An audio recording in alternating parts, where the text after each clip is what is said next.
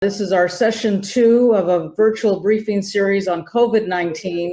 This one is dedicated to the importance of mental health and substance abuse, which is also known as behavioral health for the Latino community in our country. And it gives me great pleasure to welcome our first speaker, Congresswoman Grace Napolitano. She is the founder and the co-chair of the Mental Health Caucus of the United States Congress here in Washington, D.C. She represents California's District Number 32 and has been a great champion for mental health throughout all of her years in Congress, and she's a role model and a leader for the Latino community. Congresswoman, it's a great honor to have you. Thank you very much. Well, thank you for having me. It's a pleasure being here. And I thank you. I thank the National Hispanic Medical Association for doing this. It's important. I would like to speak to you as we enter July and kick off minority mental health awareness. The caucus has 109 members. It's bipartisan. And what we try to do is educate members of Congress, their staff, and include all mental health agencies that want to join us. And so far, we've been building momentum for 20 years. Prior to, well, let's see, we have because of the virus, it's a really important thing that we have to deal with over here, especially in California. Right now, I think our numbers are growing, and Latinos have the largest number from what I remember.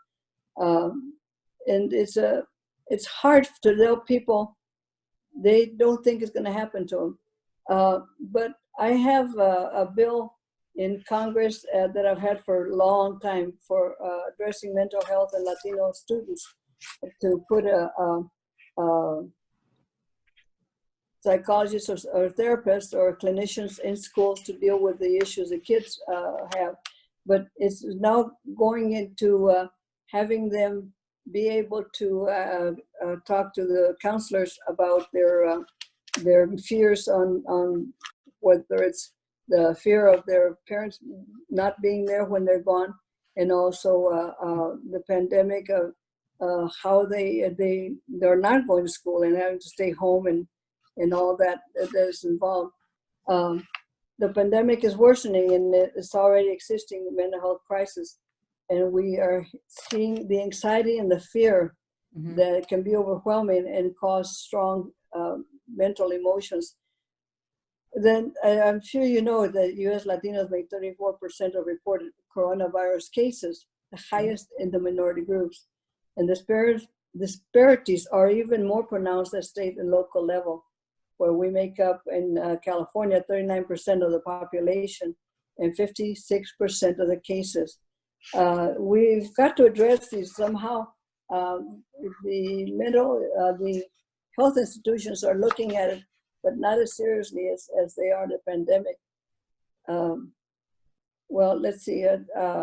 If we are to address the mental health stigma and get our services, we need help to stay home the students and the families of color. That includes Latinos, not just Latinos, Black, Asian.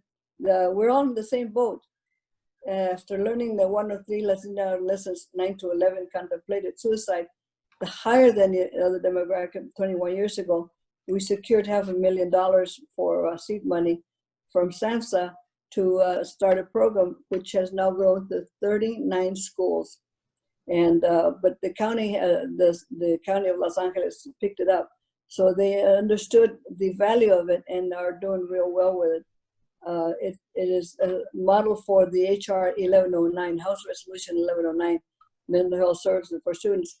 But as you stated before, Lena, there are 2 bills being included in the bill in the HEROES Act, which is that 1109, and also the one from CATCO, which I'm on co-sponsor for suicide prevention. So we're trying every which way. It's hard to get people to understand, but I can tell you the focus has changed. It is slowly becoming more of a interest to staff and to some members, because we now have people asking to be on the caucus to deal with veterans, to deal with suicide, to deal with other things. And I am just the messenger. I let everybody come on so they can put these things out to address mental health issues in every segment of our society. So, but also one of the things that I want to mention is the conditions at the border, the CBP, Customs and Border Patrol, because of the separation, and we're trying, we have HR 6075, the Immigrant Mental Health Act. Joseph, would you explain a little bit of that? Yes, I certainly can, and thank you for that. And you know what the Congressman was talking about was HR 6075, which is the Immigrants Mental Health Act. And this comes from a lot of the stuff that the Congresswoman has seen firsthand at the border, and we really want to shed light and to bring attention to. Our bill specifically, it would develop a training curriculum for CBP agents to identify mental health risks and warning signs in immigrants. It would also prevent federal government agencies from sharing an immigrant's confidential mental health therapy notes. This was something that came up in the news back in March and April. And we found out that, you know, some agents and agencies were actually sharing mental health notes from children and using it against them in deportation cases. So we introduced this bill because we thought it was something that, you know, we've seen in the news, but we really need to shed light on. And people forget that when individuals are coming here to this country, they're already leaving some type of trauma back in their home country. Then to get here and experience another trauma, you know, that's something that we need to help those people, and we need to be able to provide them with the resources. And also, the children, if they are not addressed, the trauma is not addressed, and they carry that through their adult life and they stay in the United States, we will have another kind of medical problem with them. Encourage all of you, talk to your local electeds, talk to your state electeds, your federal representatives, and talk to them about mental health and how important it is for them to see that they need to get involved. The SAMHSA, not only SAMHSA, but mental health does not have enough money to deal with the issues. CATCO has been long saying that, and I've said it. We need to have everybody get involved, educate anybody that you can think of. Just talk about it to media and op-ed pieces and anything you can do to help raise the awareness. And together we can strengthen this mental health well-being and the Hispanic community. But we got to realize that the Latinos. Right. No oyen, no hablan, y no dicen nada. And we've got to. I think it's a great thing because this week the Energy and Commerce Committee of Congress will be hearing mental health and COVID, and there's about 10 different bills, and at least 2 of the bills are your bills, Congresswoman, and we will be sending out a statement and letting our networks know, and anybody that's listening, the National Hispanic Medical Association urges you to call your congressman and explain how important that these bills are, the bills for mental health and Latinos, mental health and immigrants, and mental health and youth and suicide. And to everybody that is registered for these, our Facebook Live is on National Hispanic Medical Association, and our Zoom meeting right now, we had over 500 people that had registered, and we want to be able to send all of them the announcement that our Congresswoman here today sharing her passion for mental health. It's important that next week will be the hearing in Congress for COVID and mental health. So it's great timing. Any support anybody can give in Yes. writing, in email or fax, or any way you can get to them. Okay, well, thank you very much, Congresswoman. I want to thank you very much for being a champion, and we will continue to help see more mental health funding for SAMHSA, which is the Substance Abuse and Mental Health Services Administration, the agency at HHS that helps with funding to our communities. We need more funding for the Latino communities and African American communities, and especially the immigrants that you mentioned. So thank you. Thank you you're very welcome. Thank you for all you're doing. You're welcome. We are now 18% of the United States population, or 60 million people. 63% are Mexican American, 9% Puerto Rican, 9% Cuban American, and a lot more people from Latin America and the Dominican, and we live everywhere in the United States, but we have some remarkable socioeconomic, characteristics. We're a very young population. We have low income, large families, crowded housing, mixed families. Some of our people in our community, in our families, are not documented. And we also have limited education and English proficiency, and a lot of fear because of deportation issues, public charge issues, and a lot of distrust of government. In terms of healthcare, our community has a lot of uninsured. Consistently, we don't apply for insurance programs because we don't know what insurance is, or we are afraid to apply. We also have employers that don't offer insurance. We have limited access to health and mental health and substance abuse services in all of our communities. And we're underrepresented in medicine. That means we're underrepresented in psychiatry and social work and psychology, community workers, in our mental health and substance abuse programs, very few Latinos anywhere in healthcare, and in research. And our mental health impact of this pandemic is going to be worse on our communities because we already have much stress, just among our living conditions and in our families. And not only that, but the impact of mental health is also being felt on our providers.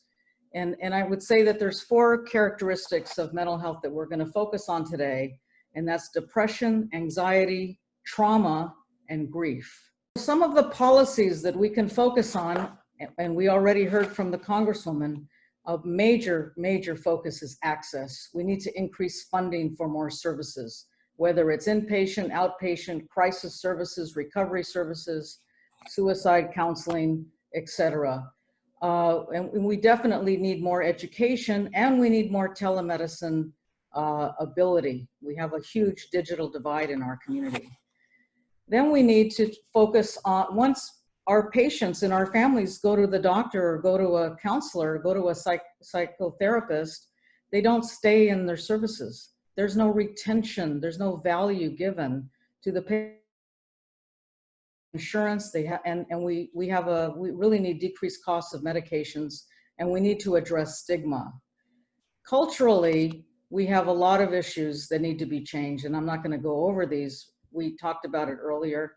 And in workforce, and I can't say enough about workforce, but we need more workforce from our communities that are nonprofits, nonprofit organizations, community-based organizations, and our schools, so that we can focus on youth and start younger instead of waiting until people get really mentally ill.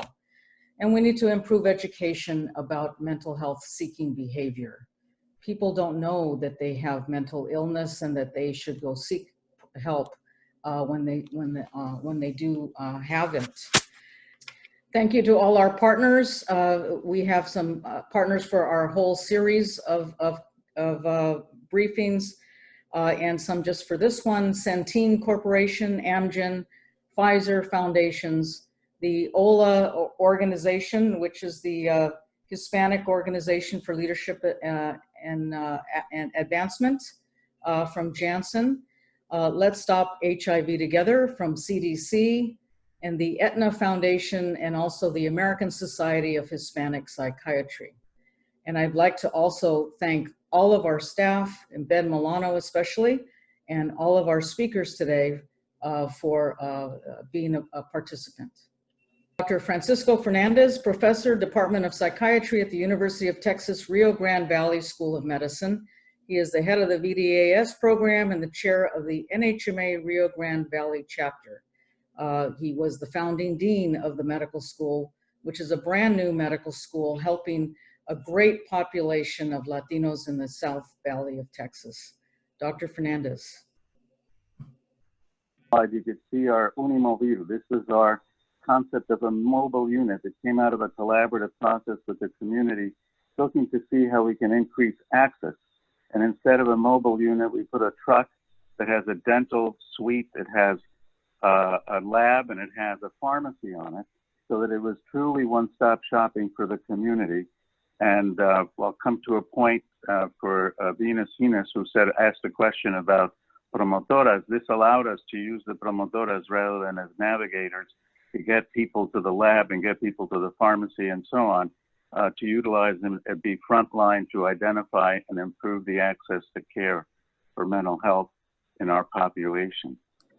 We are a school that was created from a dream, really. I mentioned earlier, as Congresswoman Napolitano was introducing herself, that in 1947 was when the first concept came out of having a medical school and increasing the number of health professions training that could occur in the Rio Grande Valley. Well, this came true in 2013 with the school being formed. We took we just actually graduated our first class of the medical school, and tomorrow night is the inaugural class of the family medicine residency training program.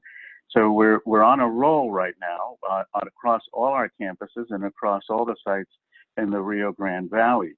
The university itself is one of the nation's largest Hispanic serving institutions, with over 28,000 students, and now clearly above 30,000, 89% of which are Hispanic.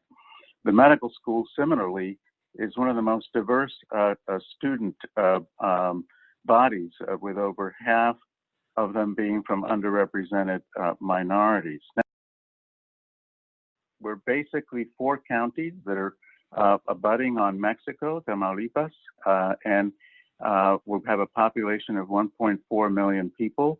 We're projected to be 2 million, and we're roughly 90% Hispanic origin. You know that we've been in the news constantly since 1990 due to issues that have to do with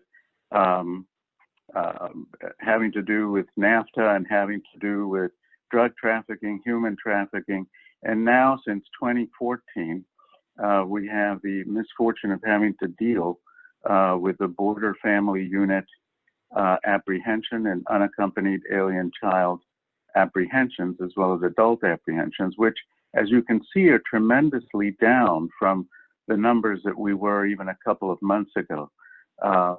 You can see, for example, that the numbers that you see for the total for the month of May used to be what we would see in reality on a monthly basis on the border.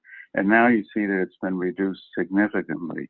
We arrived and we're facing this continuous sort of barrage of stressful situations with what was going on with the families here in the Rio Grande Valley, and not just those that are unauthorized, but those that were from the valley, being in many ways, in some situations, being kidnapped or being harassed, and in some cases being killed. That the university decided to position itself as a community resource, respecting two issues, basically. Respecting the fact that this community really identified health as a priority area. And so that was one of the main things that the university invested in. And the other one is that we needed to respect the long and rich tradition of the people in this area to advocate for people that were underserved. So a social justice agenda. That allowed us to create population health initiatives that were really transformative beyond the education arena and really address health and health-related issues in the Rio Grande Valley. We used in the very beginning, as you can see, the usual sort of participatory-based research. And I want you to look at the bottom where it says long-term outcomes. And I have to say that the entire consortium really focused on transformation of the Rio Grande Valley being most significant. We wanted to make sure that the valley was no longer the sickest in the United States, and we could be thought of as reaching health equity and becoming one of the healthiest communities in the United States. And as I mentioned before, in order to improve health and health equity, we were going to continue in the tradition of the Rio Grande Valley with a history of social justice advocacy and make a commitment to the care of the poor and the distressed in the area. Areas that were of concern, we're going to focus tonight on those that have all been mentioned already, and that is addiction or appetitive drive disorders and may not be substance use, depression, violence, and then look at all the causes or root determinants and how we could make an impact and the difference in these in the mental health arena. You have to remember that all of this work occurred already in a certain context. So already this population was suffering significantly from a variety of discriminatory experiences that really escalated the stress, distress, depressive symptomatology that was found and abounded in the Rio Grande Valley, which of course was in part causal and in part leading to poor mental health outcomes because of all the negative life events that would occur and the impact of these in the population. Also, the population in this area, as in many other areas across the United States, suffered from, even in non-media, non-fiction outlets like, for example, the news, racial stereotypes that are more dangerous in the children and adolescent population because they tend to internalize these and leads to a significant amount of self-hatred. Then, of course, there was all the guilt and shame that goes along with the populations, particularly those that are found in the colonias, which are unincorporated area where the poor and distressed live, and particularly with those that are unauthorized migrants that were already living with the fact that, well, we're not really in Mexico, we're not really considered to be part of the United States, and so they were treated as second-hand citizens. The insecurities and the fears that you heard Dr. Napolitano talk about in terms of children's and adverse events that can occur created a whole layer of insecurities and fears that complicated even approaching them with respect to trauma-informed care.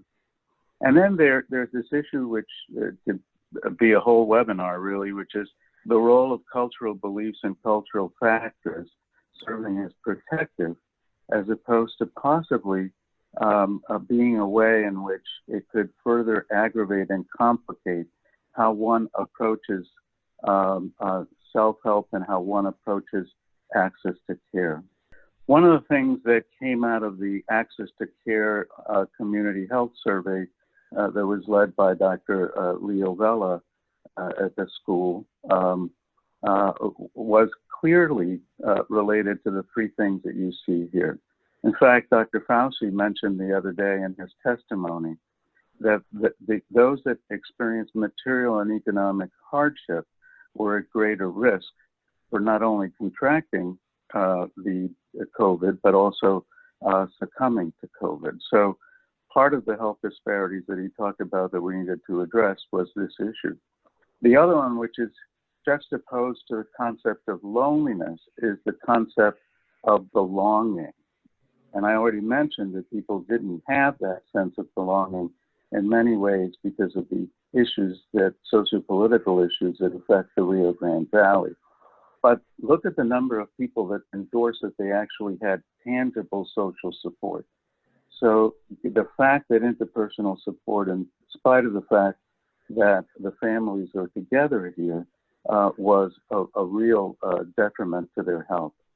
But take a look at what Congresswoman Napolitano brought up, and that is that there are an incredible amounts of adverse childhood events that many of the population locally experienced.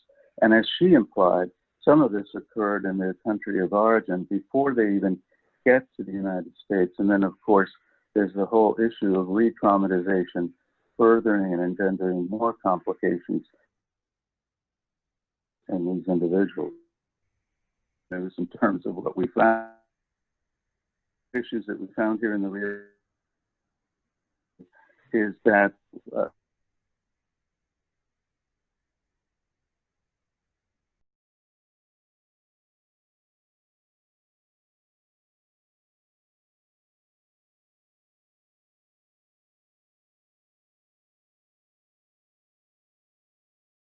also rated higher.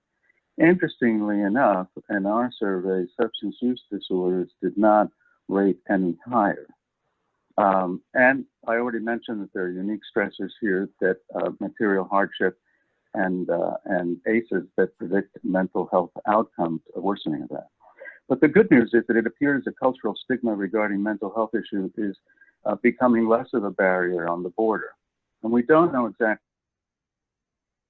So I think it's important to take that into consideration, since there seems to be greater acceptance of health promotion and prevention as it relates to mental health. With COVID, and I'll end with this slide, since I've implied some of the solutions already, fear of infection, fear of infecting the family, and obviously of dying from COVID are the three top endorsed items in terms of the issues that affect directly how individuals are negotiating their needs out in their environment.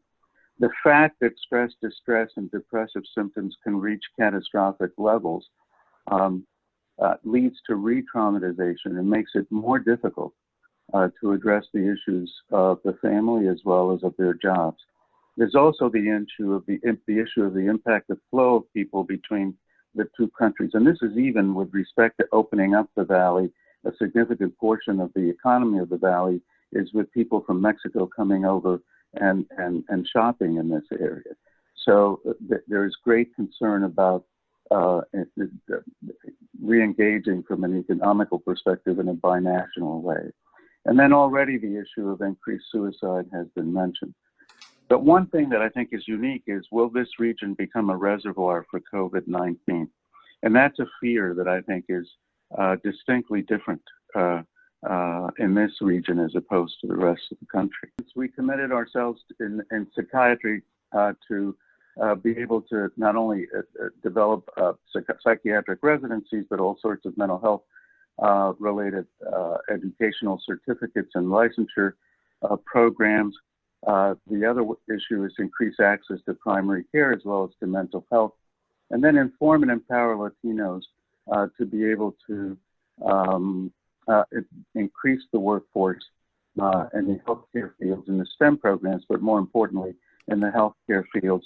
And a significant number of our trainees stay in this area. In fact, their parents retire and move to this area. So that's a good sign that we're making a change in the Valley. Remember that we're here to improve sustainable access to care. And remember our motto, which is one community, one mission, and one solution. And this is the group that is part of Stitch that I'm very grateful for. Thank you very much, Dr. Fernandez. It was very well done. And our next speaker from Philadelphia, Dr. Ana Maria Lopez, who's the professor and vice chair, medical oncology, Sidney Kimmel Medical College. She's also chief of cancer services at the Jefferson Health, New Jersey, Sidney Kimmel Cancer Center of the Thomas Jefferson University, chair of the NHMA Philadelphia chapter, and past president of the American College of Physicians, and also a past board member for our National Hispanic Medical Association and our foundation. Ana Maria, take it away. Thank you so much, Dr. Rios, and thanks to all the attendees. And really a very special thank you to my fellow panelists. Those were wonderful presentations. Thanks for all the work that you're doing in this area. So to pick up, it's amazing how the threads really flow together. The pandemic has impacted mental health in our communities in multiple ways. Increased stress for the family, for children, there can be conflict in the home, children may regress. We talked about post-traumatic stress and how that can increase in the family, multiple barriers to access, which can be financial, can be insurance related, can be cultural, can be related to language. And both of our speakers talked about the cultural strain that may come because of our strong value for our family connection, which may make physical distancing especially painful. Thank you very much, Dr. Fernandez. It was very well done. And our next speaker from Philadelphia, Dr. Ana Maria Lopez, who's the professor and vice chair, medical oncology, Sidney Kimmel Medical College. She's also chief of cancer services at the Jefferson Health, New Jersey, Sidney Kimmel Cancer Center of the Thomas Jefferson University, chair of the NHMA Philadelphia chapter, and past president of the American College of Physicians, and also a past board member for our National Hispanic Medical Association and our foundation. Ana Maria, take it away. Thank you so much, Dr. Rios, and thanks to all the attendees. And really a very special thank you to my fellow panelists. Those were wonderful presentations. Thanks for all the work that you're doing in this area. So to pick up, it's amazing how the threads really flow together.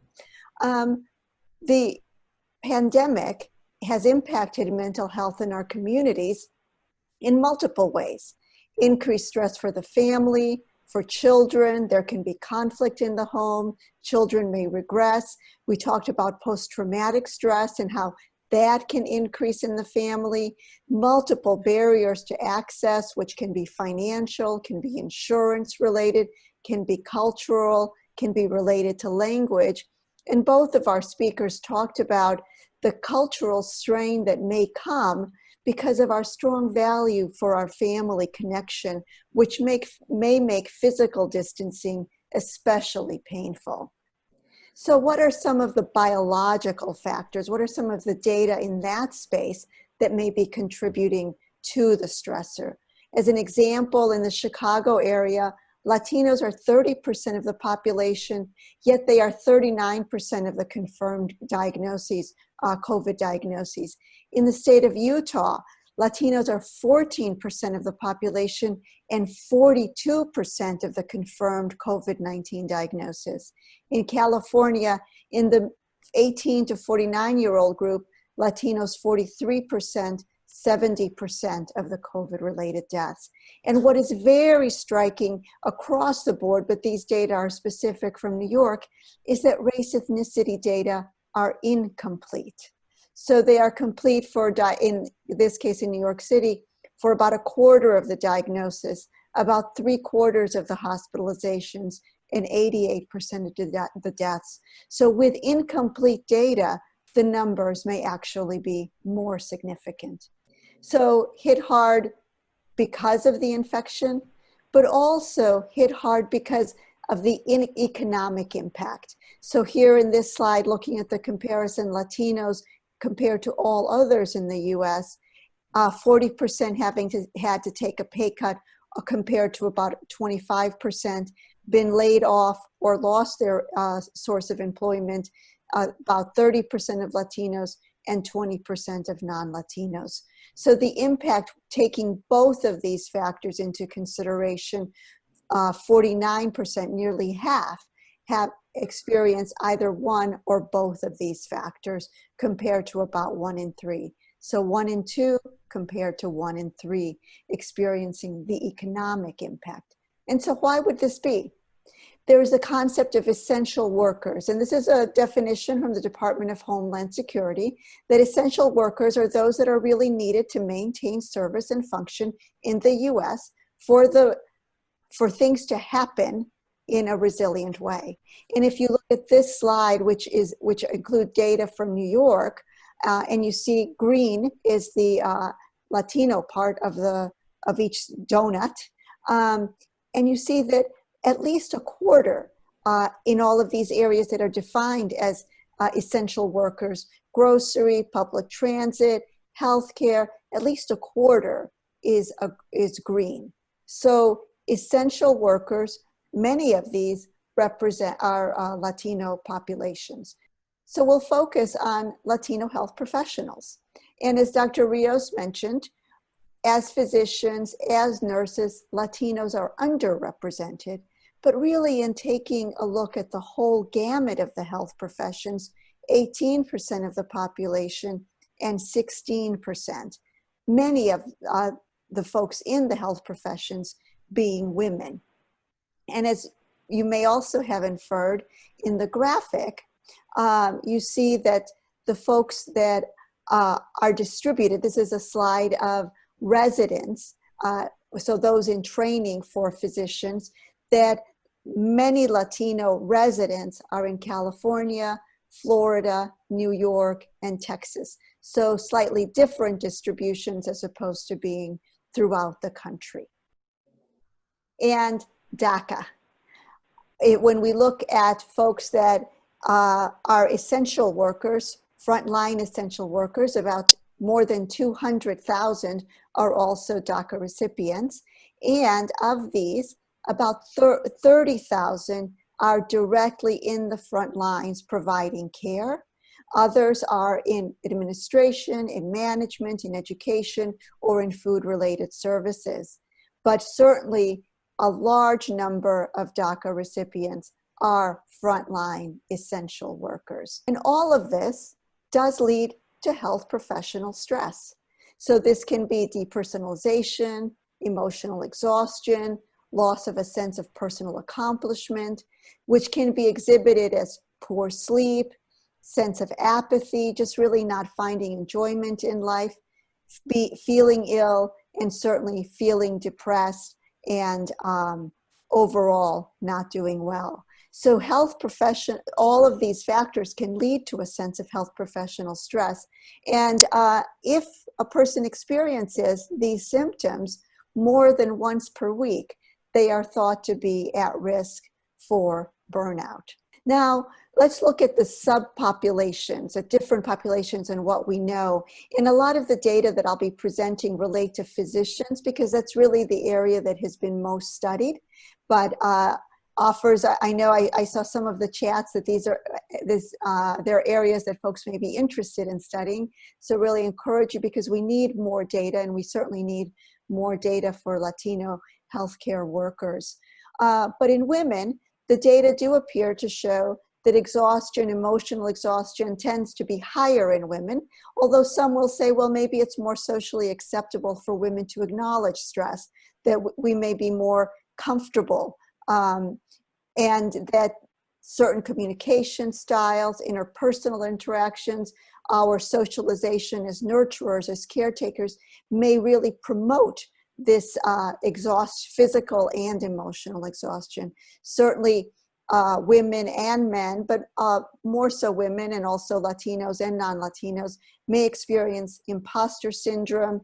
For women, there are gendered expectations, as there are for men, which can cause psychosocial stress. There can be sexual harassment, conscious and unconscious gender bias, so that there may be factors that are specific to women that may make these stressors more prominent or may create more sensitivity. Not too much data regarding Latino physicians, and certainly the concept of intersectionality comes in. We're thinking that if there are multiple factors present, that may result in increased risk. But also, as some of the co-panelists mentioned, that there are cultural factors that may be supportive. So Latino physicians tend to have higher empathy scores, and this is thought to perhaps be related to cultural factors, and that this feeling of empathy, again, that sense of social structure, social support, may serve as a buffer to these stressors and may support resilience. But overall, there is a sense that we are experiencing an epidemic of physician burnout, where more than half of physicians, more than half of health professionals, and I know that there are many health professionals in this virtual room, have experienced at least one symptom of burnout: exhaustion, cynicism, sense of depersonalization, low self-efficacy. And importantly, these numbers are increasing. And as we begin to factor this out, greater in primary care physicians than in specialists. So as burnout risk increases, satisfaction decreases. So if we think about it, probably most of us have at least had some experience with these factors. What can we do? And I think this is a very important part of our conversation. One of the first steps is, how can we assess it? And I urge you, the AMA's website has the Mini-Z available, or you can just Google Mini-Z. But the Mini-Z is a brief survey, validated survey, physicians, health professionals, that can really begin to give you as well as give your organization data regarding what, where you are in comparison to others, and then if interventions that you may begin may make a difference. What does that mean, an intervention? If we look at the causes of burnout, and I think it's important because we've often have thought, oh, it's just about me. What do I need to do? And, and people talk about, can I yoga my way out of this? And it's probably not. So that there are multiple causes, some that are really structural and related to the culture of medicine, so that the solutions really have to do with how we structure our practices, how we structure our universities, how we really look at the place where we work, but also looking at how we can support each other, and also looking at what we can do as individuals. So when I talk about this with patients, with families, and with students, I really do think the initial locus of our control is ourselves. So to begin by paying attention to basic needs, healthy eating, colleagues from the Southwest where I spent a long time, staying hydrated, sleeping, de-stressing. So being kind to oneself, supporting each other, building community. All of this really helps to foster resilience and for compassionate leadership to support this culture of wellness where there can be flexibility in the work. And as an example, during this time of COVID, where there can be sufficient PPE for all of us. So I really like this image. We probably haven't been on a plane recently, but we've all probably been on a plane. And when the folks say place the oxygen mask on yourself first, I really think that is where we can begin, is to take care of ourselves first, really begin with us, and then that can help us take care of others. So again, thank you very much to the organizers. Thank you, Dr. Rios, and thanks to all of you for attending. Thank you. Thank you, Dr. Lopez. Dr. Ruby Castilla Puentes, also a psychiatrist, and she is the current president of the American Society of Hispanic Psychiatry. Ruby, and also I have to say Ruby was on our corporate advisory board from the Janssen Company. Thank you. Thank you, Dr. Rios, for the invitation to participate in this panel. I think that this is great to have the opportunity to talk in this meeting today. So first, I want to disclosure that although I am working for Janssen and also I am the president of the American Society of Hispanic Psychiatry, all the opinions that I have here, they are my own opinions, and they are not reflects the view of the Janssen or the Johnson & Johnson, neither the American Society of Hispanic Psychiatry. I prepared this agenda. There are 4 points that I would like to talk today with you. One is to define social isolation, and the second item, 19, the infection, and how this affected the older population, and also by race and ethnic groups, that there are differences between the groups. Also a little bit, the next item is about social isolation at the public health perspective of the social isolation. And I would like to finish with what we can do to support the older adults in the communities. So when we talk about social isolation, for the last 4 years, we have produced a lot of evidence supporting that social isolation in later life is associated with a significant increased risk of premature mortality from all causes in the studies that we have performed.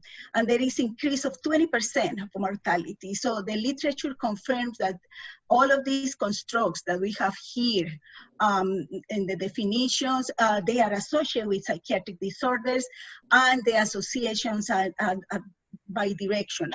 So we have to consider the definitions here, but in general, all of these four constructors are associated with the psychiatric disorders. Yeah. So this is a very interesting publication that it was really recently published in JAMA, and Dr. Martinez from Hopkins published this interesting data showing that the increase of cases in the Latino community, and he found temporal trends in positive rates for coronavirus in the Latino population, but we have to consider that this is in the Baltimore, Washington, D.C. region. But it's important to point out that more than 40% of Latinos who were tested for coronavirus were positive. And this is a proportion that is very high compared with other racial and ethnic groups. So if you can see in the graphic that although other trends has been decreased for the Latino population, have been increased and hopefully will be decreased in the next months. Next slide also is to present that not only the data that I just present, but also the age is important. All the severity is in the population 75 and older. You can see how age is a risk factor for the coronavirus infection, and has been demonstrated not only in US but all over the globe. This is also another information where the deaths counts for coronavirus. Also, we know that the older are more exposed to the virus, and the general elderly are advised to take more precautions. And this is leading to a scare among elderly, and they are scared about the imminent death.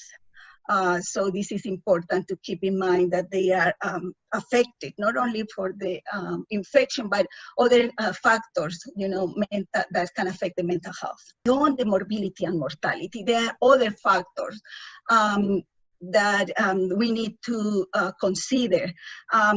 The exacerbated health disparities for older adults has been, demonstrated with the pandemic. Also, the social distancing has been they feel really more isolated, especially those that they are not very technological driven. But also there are other factors, the economical well-being. We know that less than 20% of the older population of retirement age receive a pension. Also, we know that the fatality rates that I just showed in the 60% of the people aged 70 and over have at least one underlying health condition. So this is a predisposition. And also something that we have to consider is that the older person are not just victims. They are also responding, they are health workers, they care, and also they provide services. So we have to consider all of these factors. And the abuse and neglect also is important to consider. So the global recommendation for the older population is isolation from society, and this is not for a short period of time. The recommendation is to stay at home for a very long time. So this is another risk factor. Older adults may be susceptible, so social isolation because the health conditions that I mentioned, but also because they have hearing impairment and functional limitations as well. So we have to consider that social isolation for this population in general is a risk for adverse mental health outcomes. But in this population, we have other factors that aggravate the issue. Other groups, maybe there are two groups that have been very documented that they are more at risk, and they are the immigrants. and the LGTB community. So we have to consider those groups. Just to show that the World Health Organization has a list, social support network has a determinant of health. And unfortunately, in states in our country, the Center for Disease and Control and the Healthy People to 2020 and the American Heart Association, they are not considering this in their list, but it has been demonstrated that this is really determinant of health. Next slide is just to point out this relationship, that social relationship status and functional decrease the risk for all causes of mortality, and especially the premature mortality decrease if you have a good social relationship, and has been demonstrated in the last 40 years. There is a biological correlate. And this is a slide showing that individuals, they have lack of connections, they have more trends of suffer infection, depression, cognitive decline, also morbidity and mortality. And this is really related with the biological, we have a correlate in the neuroscience. We can demonstrate that there is something affecting the neurological system and predisposed to these psychiatric conditions. So what we have to do, they are social isolation, and these put older people at the risk of depression and anxiety. So what we can do, so reduce in order that they don't perceive the isolation. So we need to facilitate the social network integration. We need to facilitate the participation in community activities of affective disorders. Social connection are important for health and mental health, but we know that the language is a barrier, you know, and this is very important for Latinx, and we need to encourage that the Latinx establish these social links with the across all the ages, not only in the young population, but especially with our elderly. So when major public health emergencies occur, the mental health of the senior needs more attention. And we have to consider this, that the social isolation is very important, and a potential modifiable risk that affect this population, and we need a holistic approach in order to minimize the impact. What we can do in order to support the older adults in the communities. So there is from the social and legal services to the strengthen the facilities, support the information in different formats, not only by the internet, but also in printing, radio broadcasts, and access to other communications. Just 2 sentences. One that it was from Sarah Santon, a nurse that has been working a lot in the Baltimore area, and she said it's really important to remember, even during a crisis, to make time for our elders. And we are all in this together. We have to stay at home, and stay safe. Thank you. Thank you, Ruby. I just wanted to thank everyone. The Congresswoman Napolitano is back on, and all of our speakers. We have questions from the audience, and Ruby, there was a study that you mentioned, Diego Martinez study in Baltimore, and the question is, the results showed that the Latinos tested, well, compared to African Americans and whites and Latinos, all were tested in this study, but there were more, a higher percentage of positive tests for COVID-19 from the Latino group. Is this because there were more Latino living there, or can you explain a little bit more about that detail? Thank you, Dr. Rios, and thank you for the opportunity to explain a little bit and to mention that we need to be careful with the interpretation of this information, because basically what we are presenting here is based in the local information specifically to the patients that visiting the Hopkins area facilities. So they exclude other participants or the people that they were in the region. So this is one point. So we cannot generalize the result. But yes, they were 40% of the Latinos that they were tested. They were positive. And this is Dr. Martinez provides some explanations why. One of the issues was the decreased opportunity for social distancing in the Latino community in the setting of them housing and the continual work engagement due to the essential worker status and the economic necessity. So they are some points that we have to consider when we interpret this data. Okay, thank you. Dr. Fernandez, a question was asked, can you clarify on your description of the Rio Grande Valley area as a reservoir for COVID-19? Why do you feel so?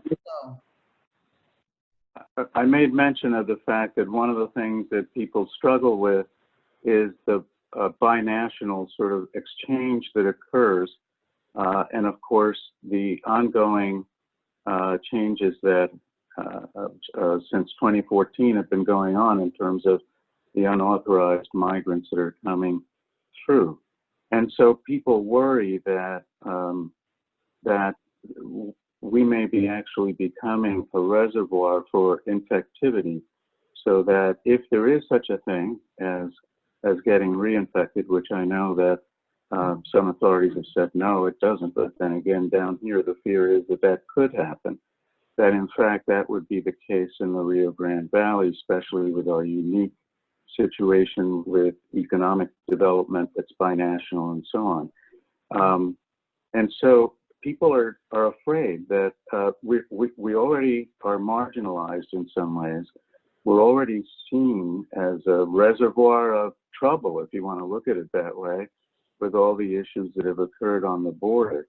And so they're fearful that the rest of the country is going to view this region as a place to avoid, as a place not to invest, as a place not to do business with, as a place not to, in other words, marginalize us further and remove us from the mainstream of activity, not just in the state, but in the nation. And so that is what the fear that some individuals have in the community about how they're going to be viewed and how they're, how are the colonias going to be viewed as well. Yeah.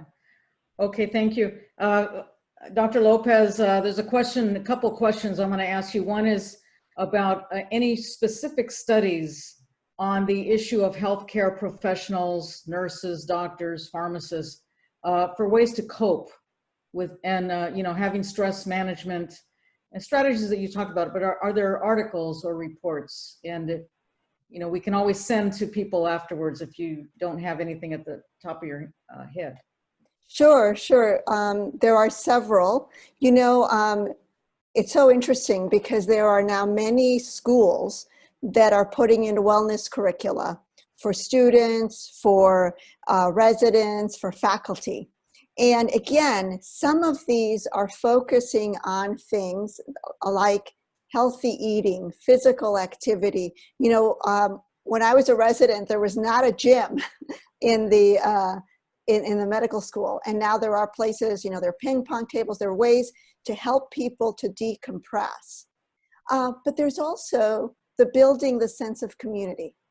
And that's something that, again, ties in with what we've been talking about, but over and over, we really see that people who bond together, and we have relationships with our patient, we bond with our patients, and that is healing for them. It's healing for us. We bond with each other as residents, as health professionals.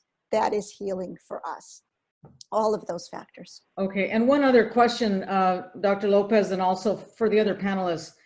There's a real strong interest right now at SAMHSA and at NIH, CDC, all of the US Department of Health and Human Services are calling for more funding for research. knowledge about the Latinos dealing with COVID-19 is very, very important. In our audience are health professionals and others who do research. What would be the number 1 or 2 issues for young researchers out there to start thinking about to add to the knowledge base so that our policymakers have more data on Latinos and mental health? Thinking about the youth or thinking about the elderly. What would you advise researchers on what to start using the new funding for? I'll start. I think one area is that Latino is a catch-all term. Mm-hmm. And not all Latinos are the same. So to really take a look, and there are Latinos in certain parts of the country that may have Mexican descent, in other parts of the country that may have Cuban descent, that may, we come from all over. So it's a heterogeneous group. So to do the studies, to respect those differences, and also that there are differences by gender, there are differences by age. So to really take a look and generate some understanding across those differences. Okay, Ruby? Yes, I would like, thank you. I think this is good to know that there are many sources of information that we can use in order to develop a new research. And I think it's important the Latino to be focused on Latinos, on ethnic differences. We have been studying the artificial intelligence, looking the conversations in the internet.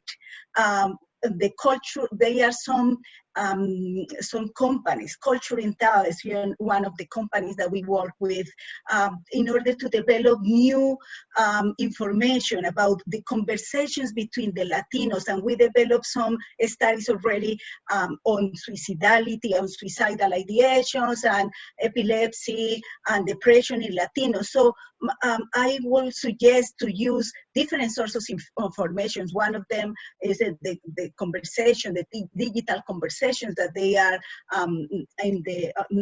we have more resources, more sources of information, so we can use those. Okay, thank you. One of the questions actually asked about increased suicides, and Ruby, you just mentioned that there is, and I know that others mentioned the immense impact of depression and other issues, especially because there's more social isolation, especially among elderly, not seeing family and that type of thing. Dr. Fernandez, I'd like to just ask you if you could comment about the importance of traumatization from the Border Patrol agents in the immigrant communities in your area of the Rio Grande Valley. The Congresswoman mentioned that one of her bills is going to impact the relationship between the Border Patrol agents and undocumented that are in detention centers, and I'm sure immigrants that just happen to run into these agents. What can you say about the re-traumatization? I think that's an area that actually, in terms of research, since you asked the question before, needs to be looked at very carefully. Mm-hmm. Everyone should be trained in trauma-informed care. There is no way to interview a child or interview somebody who's been separated from other members of the family without really understanding what has led this person. Because when you think about what has led this person to take the journey that they've chosen, when you think about it, it almost goes counter to every single research article about the role of the family and how families are dealt with or deal themselves with stressful situations. And I would have to say that a major issue that has come up is that they oftentimes identify themselves with the Border Patrol just because they sound and look like them. But in reality, they do not understand that they're not part of the extended family, if you will. And so these individuals then get treated in a way that further shames them, further guilts them, and further adds to their already existing psychological distress that they may have, and it reaches toxic levels. And unless one is taught about trauma-informed care, it becomes very difficult to address the needs of the unauthorized that are coming over the border. Okay, thank you. I know we're running out of time. I just want to let Congresswoman Napolitano, who's still on the line, Congresswoman, if you can hear us, if you'd like to rally the troops, as we say here in Washington, D.C., to support your legislation. I'm so sorry. 6675, the Immigrants and Mental Health Act. Correct. So, Yes, certainly. There's the mental health services for students, the HR 1109, and that's the one I've been carrying for over 10 Congresses, almost 20 years, and haven't been able to find the money for it. We talk about things that we have to do, but we don't organize ourselves. And the researchers need to know that if they study only one faction. There are other differences. California, Nevada, Texas are different Mexican Americans and different segments of the Latino community. Somehow we've got to unite it all, whether it's with WebEx or Zoom. Start learning from each other and start sharing information, and then going to the media and start putting out to the media to recognize. Thank you. okay, well, we would look forward to continuing to work with you and your staff, and thank you for being the co-chair and the founder of the Mental Health Caucus of the United States Congress. Congresswoman. Very welcome. Thank you, everybody. I know there was one more slide. Yes, this is the last slide. I want to thank Ben, and I want to thank all of our panelists. We were asked about the different focus of our virtual briefing series.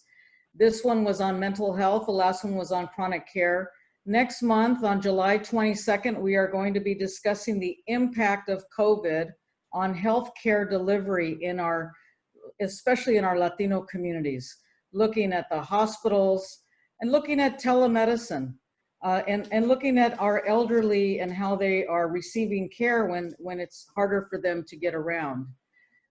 We are going to have session number 4 in August, and that will be